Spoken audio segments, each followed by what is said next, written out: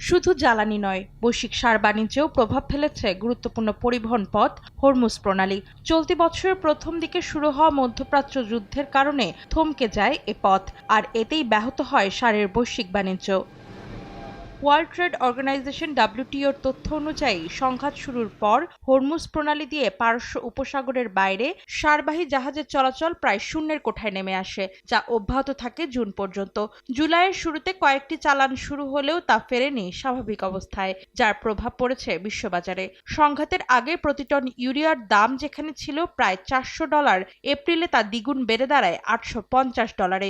যদিও জুন নাগাদ বেশ কিছুটা কমে প্রতি টন ইউরিয়া সারের দাম নামে $453। অন্যদিকে ডিএপি বা ডাই অ্যামোনিয়াম ফসফেট সারের প্রতি টনের দাম $580 থেকে বেড়ে $770 পৌঁছায়।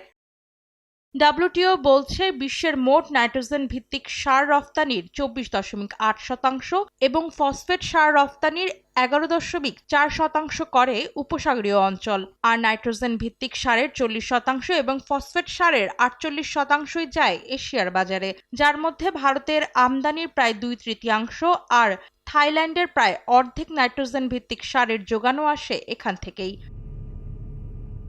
WTOর বিশ্লেষণ বলছে উপসাগরীয় অঞ্চল থেকে সার আমদানি করা 81টি দেশের মধ্যে 18টি দেশ সবচেয়ে বেশি ঝুঁকিতে রয়েছে। এই তালিকায় রয়েছে নেপাল ও শ্রীলঙ্কাও। বিশ্ব বাণিজ্য সংস্থার সতর্কবার্তা, সার সরবরাহ দীর্ঘদিন ব্যাহত হলে কৃষি উৎপাদন কমতে পারে, আর তার প্রভাব পড়তে পারে খাদ্যপণ্যের দামে এবং বৈশ্বিক খাদ্য নিরাপত্তায়। অন্তরা সেন, সময় সংবাদ।